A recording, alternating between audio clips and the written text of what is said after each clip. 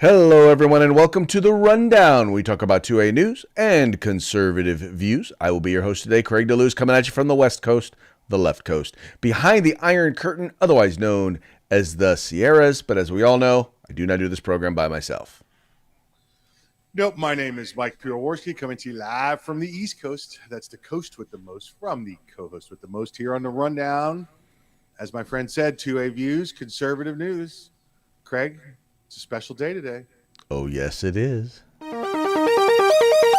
It's raining tacos from out of the sky. Tacos, no need to ask why. Just open your mouth and close your eyes. It's raining tacos. It's raining tacos out in the street. Tacos, all you can eat. Lettuce and shells, cheese and meat. It's raining tacos. Yum, yum, yum, yum, yummity yum. It's like a treat. That's right, folks. It is Taco Tuesday. Welcome to the program.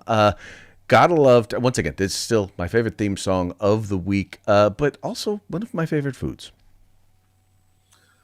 I mean, it's universal, right? You could have a taco anywhere. You can listen. Some places they call them falafels.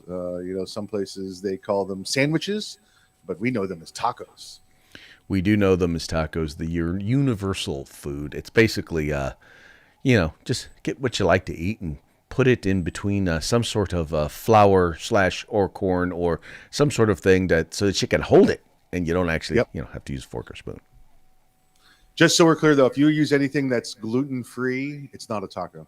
It is definitely not a taco if it does not have gluten. In fact, taco, I think that's a required ingredient is gluten. Gluten's where all the vitamins are. That's where the taste is. That's where the flavor is. You ever have gluten-free bread? You could be eating it and be like, hey, what is this? It looked like bread. What is this? No, I don't understand the fascination that people have. I mean, there are a percentage of people who are allergic to gluten that have what's it called, celiac disease, whatever it is. But for the most part, for all these people out there who decide that they're not going to eat gluten, you're just being stupid. How many people, when you were growing up, you knew had like nut allergies or gluten allergies or stuff like that? How many people do you know? Almost none. I can't think of a single person that I know now. I can't get my peanuts on my airline because there might be somebody 200 seats away who has a nut allergy. You try and have a Snickers bar these days, and you get looks from people like you're trying to kill their children. You're like, what are you doing? Get away from me. I'm having a Snickers bar. Just go away. Like maybe if you exposed your child to nuts, to peanuts and nuts or walnuts when they were younger, maybe they would have developed an immunity. But anyway, I'm just saying we rolled around in the dirt and drank out of the hose. It built our immunities as youths, and now today we're invincible. Well, it's funny when you think about it. Like you look at like a lot of these, like the new what they're calling the super flu or the RSV. Is going around now, and it's really knocking the crap out of some people, kids in particular. And a lot of it has to do with the fact that, guess what? Kids were walking around with masks on if they were able to be out at all.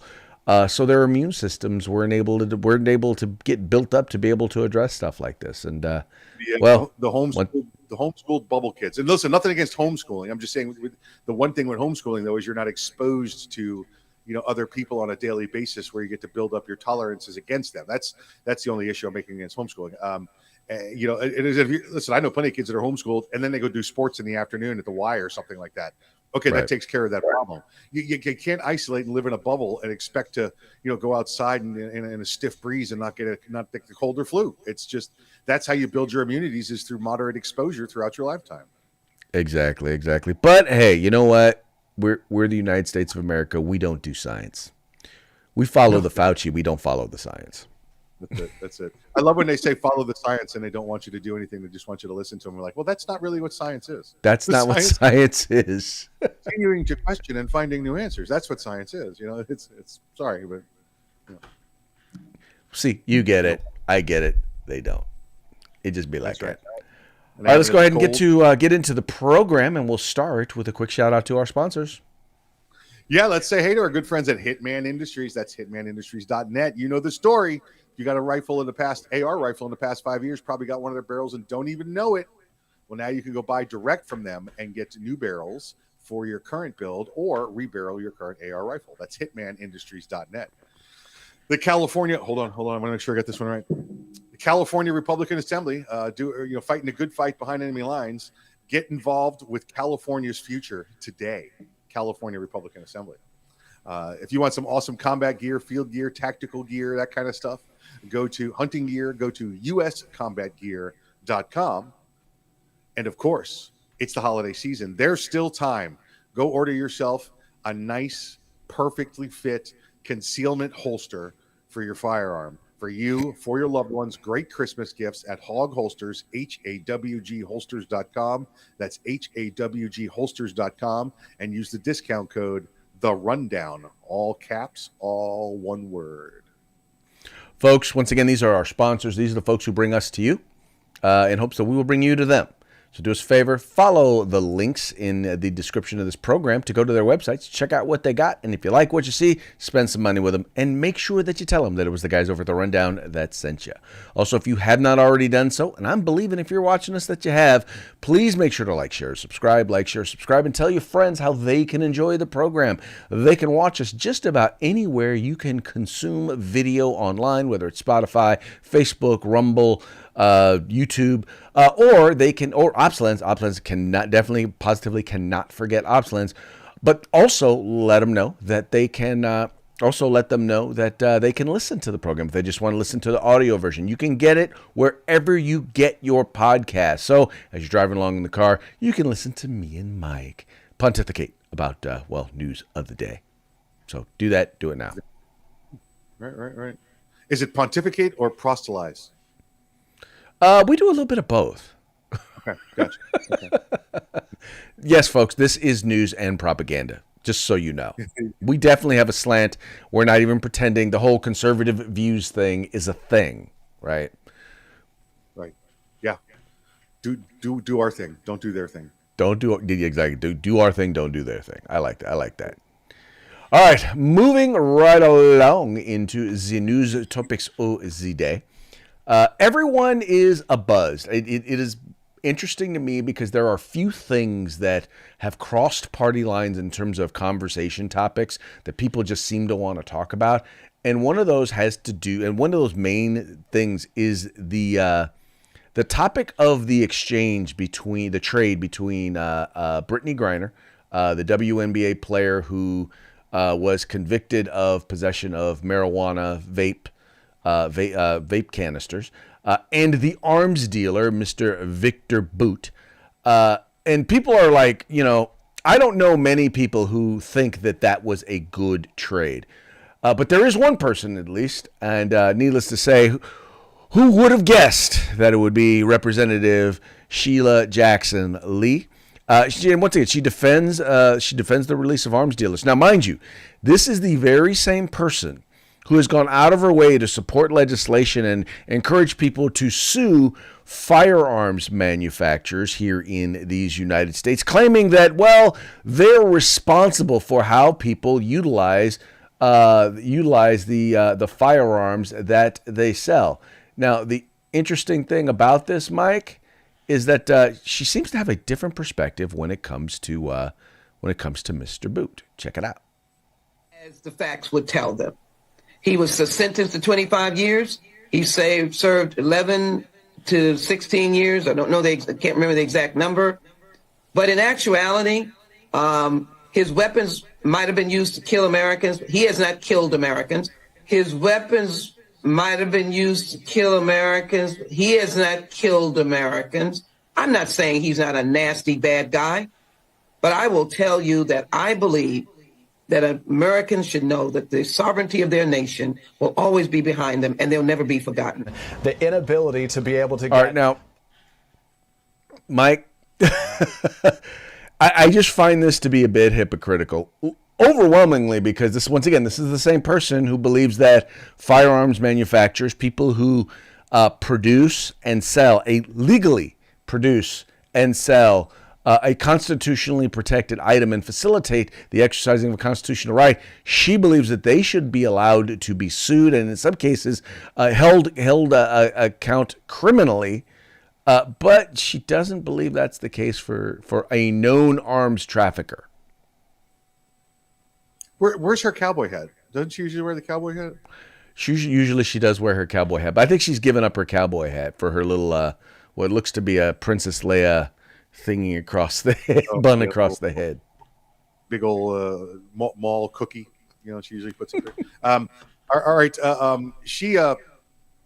listen. First off, Craig, you said that she's the only person that approves of the Victor Boot, trade deal. Well, I believe also Victor Boot approves of it. Just to be clear, just to be accurate, let's say Victor Boot agrees with it. Although he maybe not, Craig. He went from a federal prison in the U.S. to the gulag over there. So we'll see what happens. It's hypocritical, not just with her, Craig. It's hypocritical with their entire administration, with all of the Democrats. So anti-gun, so fervent in their positions of how guns are bad, that they're willing to let go the Lord of War, the Merchant of Death himself, Victor Boot, one of the world's most renowned arms dealers. It's amazing. But after personal analysis, Craig, I realized, listen, this country, this administration is okay with guns outside of our country. President Biden left 300,000 machine guns in Afghanistan without one single 4473 background check being done. He's okay with the spreading of guns around the world, just not by those that live in this country using the Second Amendment. Well, don't say not necessarily used against this country, because keep in mind, he was convicted. He was selling arms. He was selling arms to a what turned out to be an American agent, pretending to be a Colombian terrorist who specifically told him that these weapons were going to be used to kill Americans. And his response was, "We have the same enemy." I mean, this is a guy who knew these firearms were going to be used to kill Americans. That's how they convicted him. That's why he got 25 years. So that is very different than firearms manufacturers who, once again, have to go through a legal process to sell their constitutionally protected product.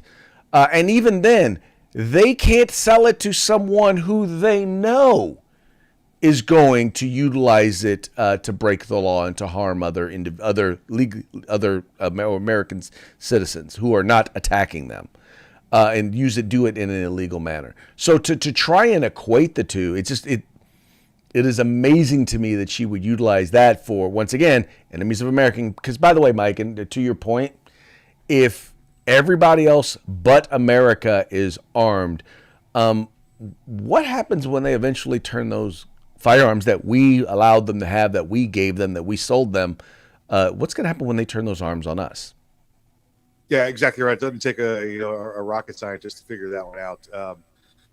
Listen, I don't want to defend Victor Boot, but the guy's an arms dealer, right? And we know that arms dealers sell to whoever wants to buy the firearms, whoever's willing to pay the price. It doesn't matter if it's the left side or the right side of the battle.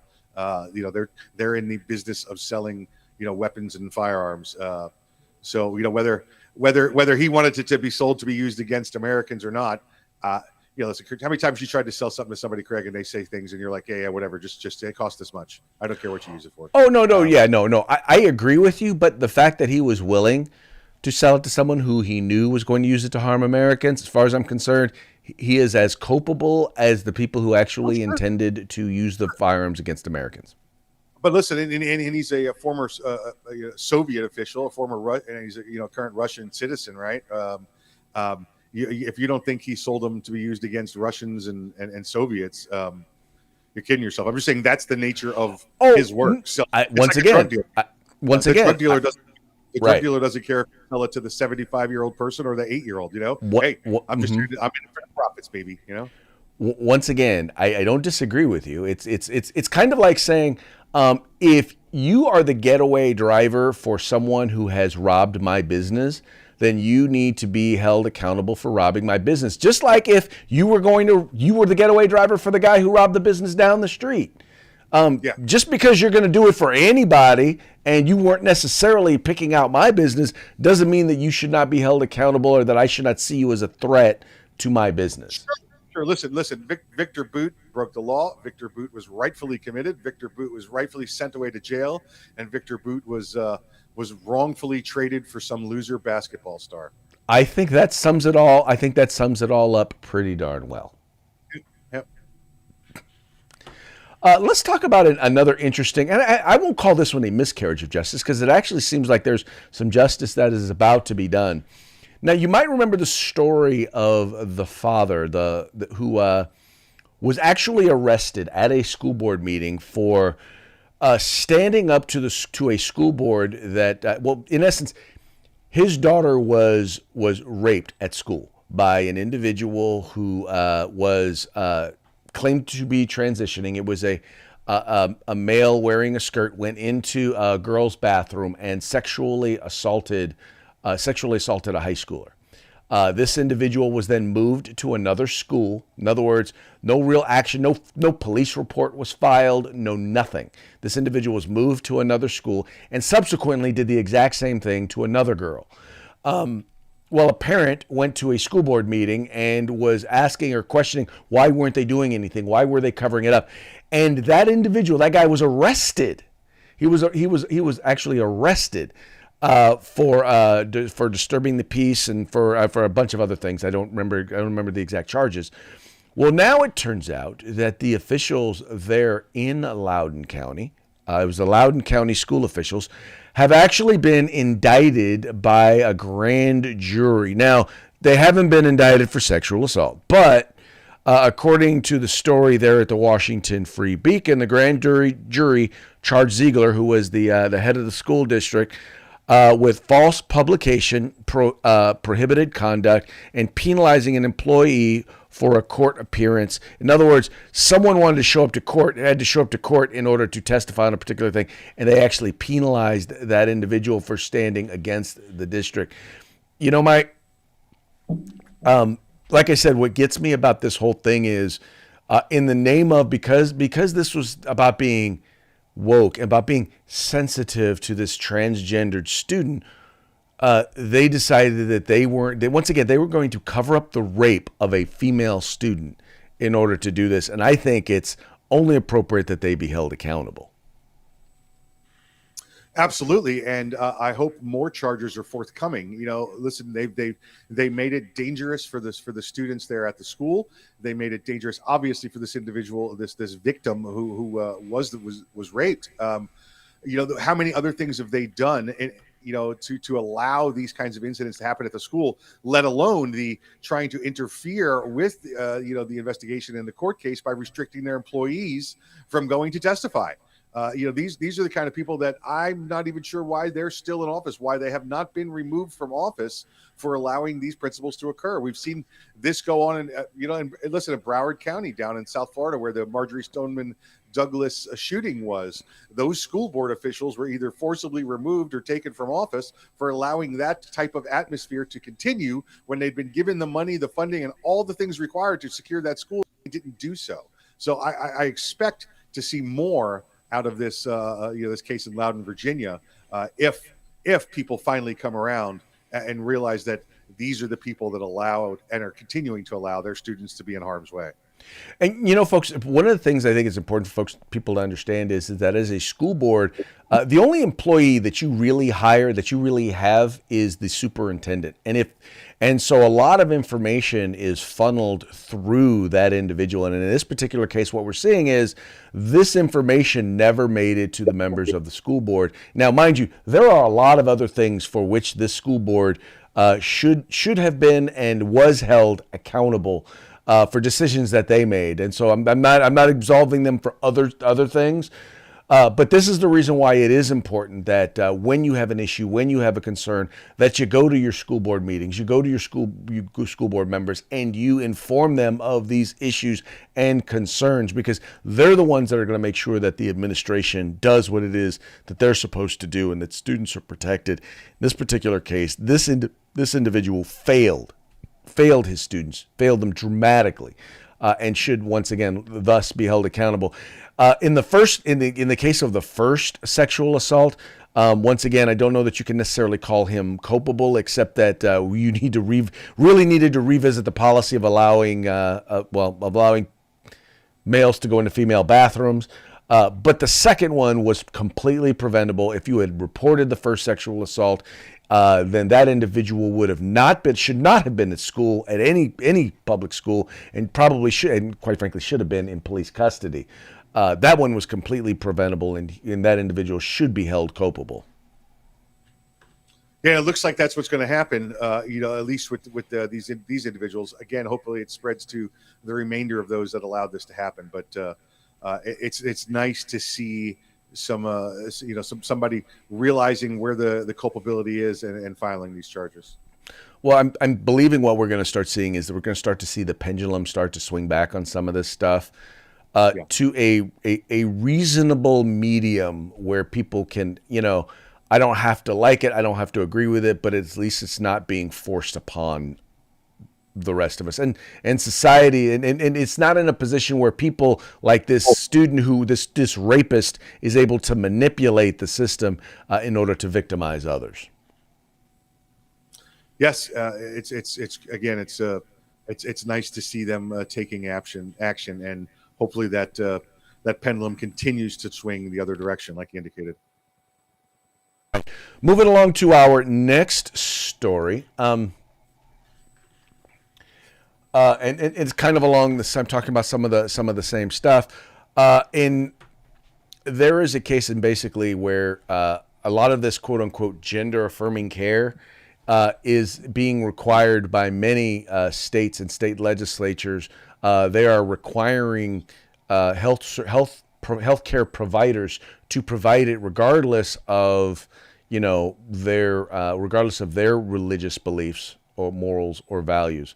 Well, a court has now ruled that Catholic healthcare providers, and I don't think they mean necessarily just specifically Catholic, but if you are a faith-based healthcare provider, you cannot be forced to provide gender transition care.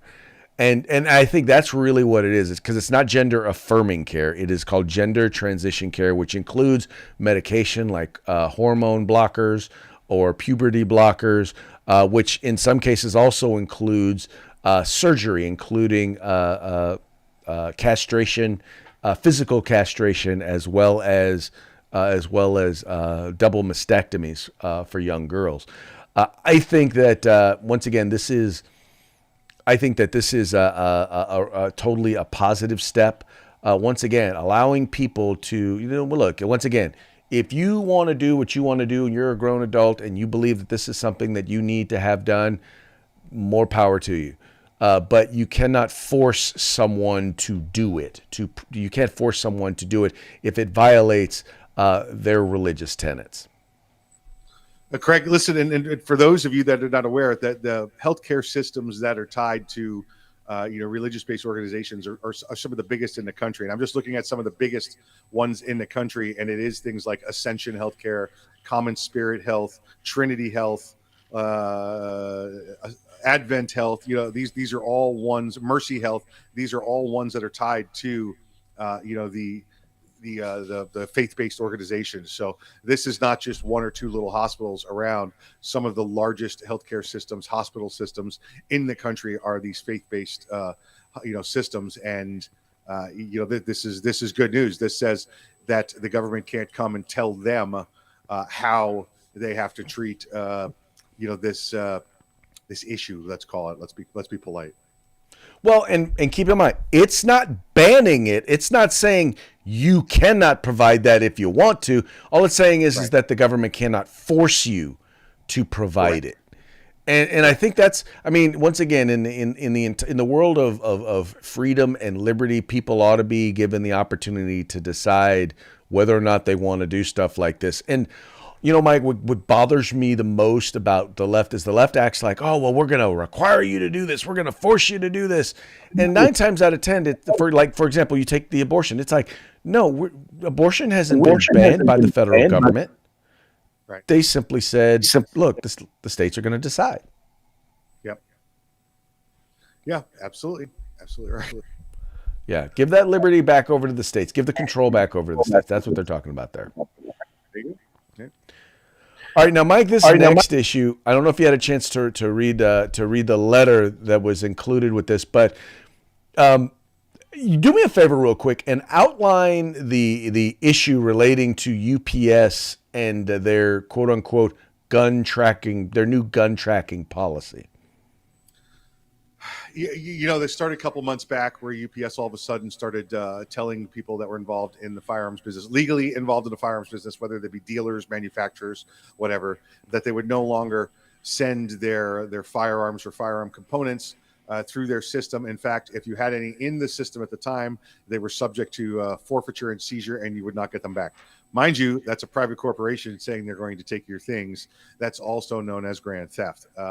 So grand theft via fraud, grand theft via interstate commerce. So just plenty of ways that they boxed themselves into a corner. They finally came around and said, okay. If you have a license, we'll let you come to our new gun FFL portion of UPS, and you'll be able to send them as long as everything is logged and entered and registered prior to sending it through to UPS. So I personally contacted that center for UPS, and nobody there had a clue what we were talking about. It was just kind of like, oh, we're gonna have a new gun center, and they just popped a regular UPS number out there, an 800 number, and there was nothing then. And that's the last update I had, Craig, until the story came out. Right. So in this particular story over at Emoland, there was a letter. So when they wrote an article about this whole thing, UPS apparently did not like what they had to say, so they provided a quote unquote clarification. And in this clarification, they're saying, well, we did what we did because there was a change in the policy. They're changing the rules as to what constituted a firearm. Basically, they're referring to ghost guns. They're not ghost guns. They're referring to home built, unserialized receivers is specifically what they're referring to. And that they're noting here, there is no real change overall in the policy.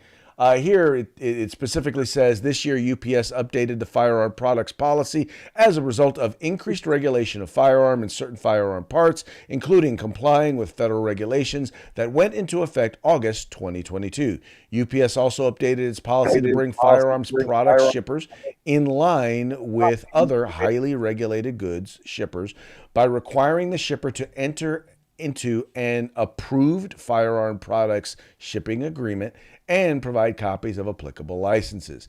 These changes help ensure that shippers of firearms products have appropriate expertise to move these items safely and securely and lawfully through our network. Now, one of the things that they're pointing out here, a little bit further up, they clarify that they're not going to be searching. They're not going to be searching people's packages. They also noted that they are not going to be requiring you to, or they're not going to be reporting to ATF or anybody what firearms are purchased unless there is a subpoena or there is a warrant. But Mike, when I read their initial release, that's not what it sounded like at all. It was like you said, we're going to confiscate your stuff if we find that there's a firearm in here or anything related to firearms in here. I have the original letter, Craig. I could send it to you and we could show it to the folks where it says that they're going to take everything that was already in the pipeline. If you want to bring that back up, Craig, let me clarify something on here so folks understand the depth of their the depth of their intrusion into your lives.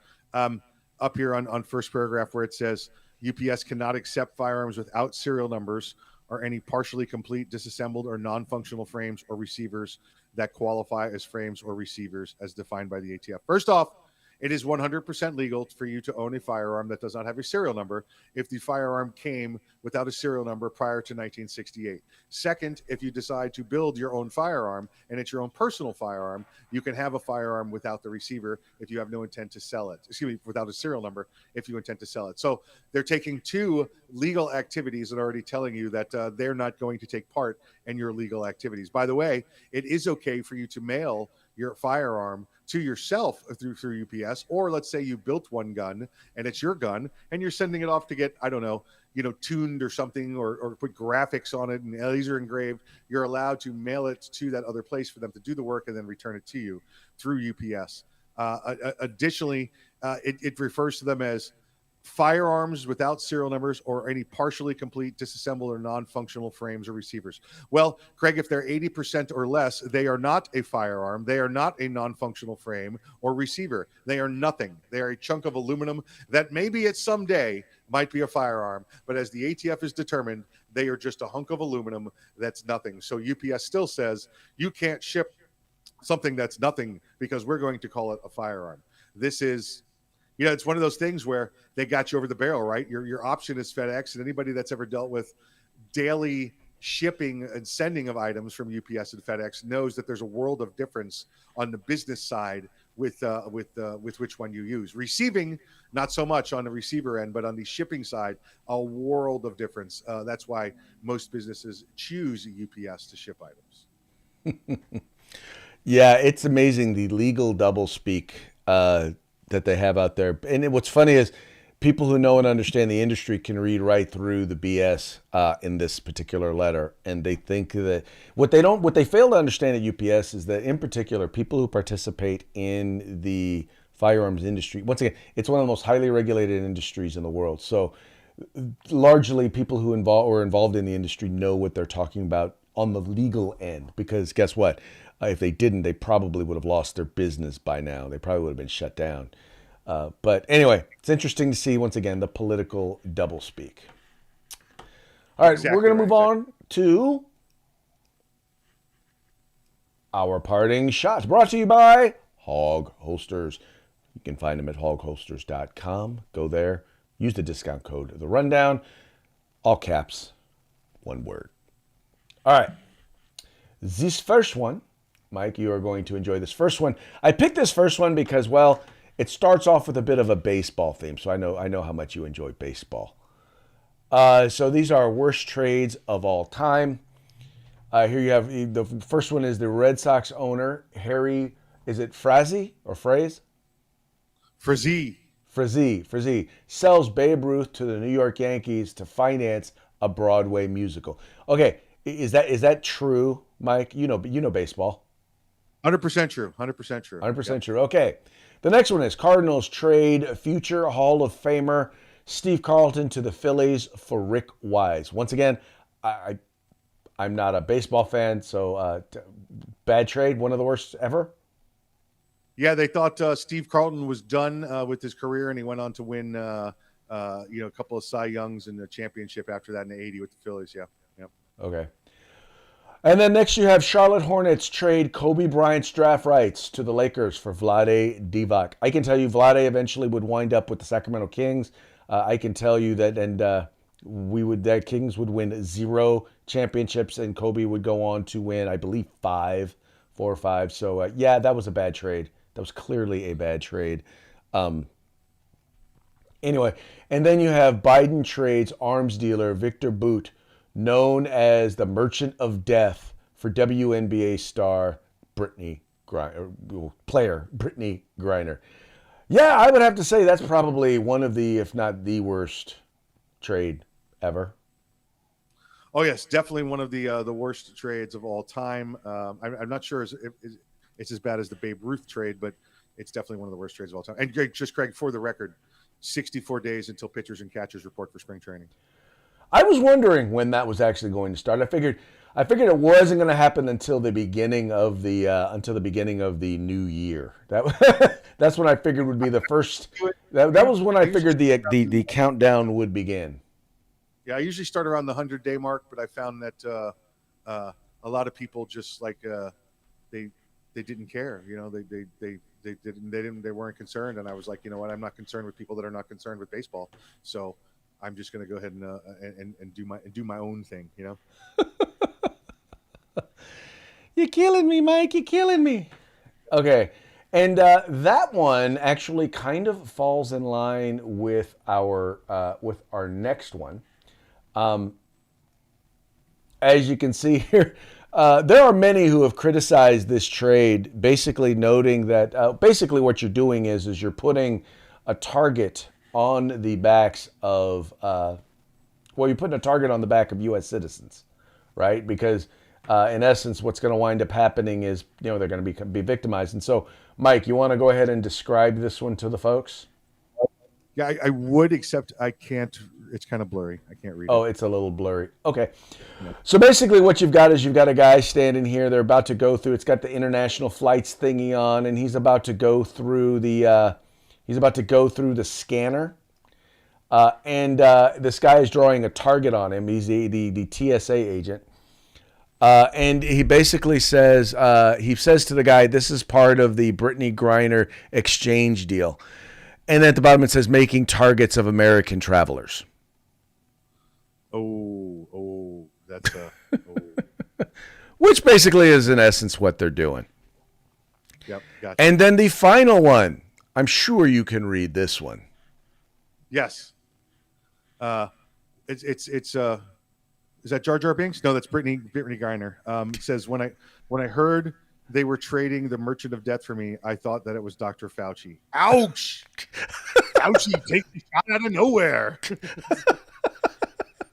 Fauci sitting at home minding his own business. Hey, how did I get tied up in this Brittany Griner thing? I thought you would enjoy that one. I did just send you another one. Okay. Yeah, any dig you can get on Dr. Fakey is a good one. Okay, so all right, so let's check this one. I'll pull this one up. This one, folks, is coming direct from the Facebook feed, from my Facebook feed. So there you go. Bam. Go ahead and read it for the folks. It's a quote from Roger Hornsby, one of the original Hall of Famers, who says, People ask me what I do in winter when there's no baseball. He said, I'll tell you what I do. I stare out the window and I wait for spring. Well, there you go. Gotta love it. Yep. And for those of you who love baseball, don't count me among them. Actually, I will say this. Going to a baseball game is a lot more fun and a lot more entertaining than watching it on television. Yeah, the media and the TV networks kill it. It's just, there's so much to watch and so much to enjoy. And the strategy in a baseball game, I would say, is more strategy than a football game. You just have to know that they're doing it and what they're doing. Yeah. Right. Little nuances of, like banging on trash cans and stuff like that. Buzzers in the shirt. There you go. Let's go Astros. Yeah, the Houston Astros. All right, Mikey, we're coming up against it. It's time for that shout out to our sponsors. Let's say hey to our good friends at Hitman Industries, hitmanindustries.net. They've got rifle and pistol caliber barrels, pistol lengths, rifle lengths. Just go ahead and get them for your next build, or just stockpile your own barrel stash. That's what I do. The California Republican Assembly. Get involved with California's future today, and you can help make the right decisions with them. And of course, if you want some awesome combat gear, tactical gear, field gear, hunting gear, go to uscombatgear.com. Folks, once again, these are our sponsors. They bring us to you so that we can bring you to them. Visit their websites. The links are in the description of this program. Make sure you tell them that the guys over at the Rundown sent you.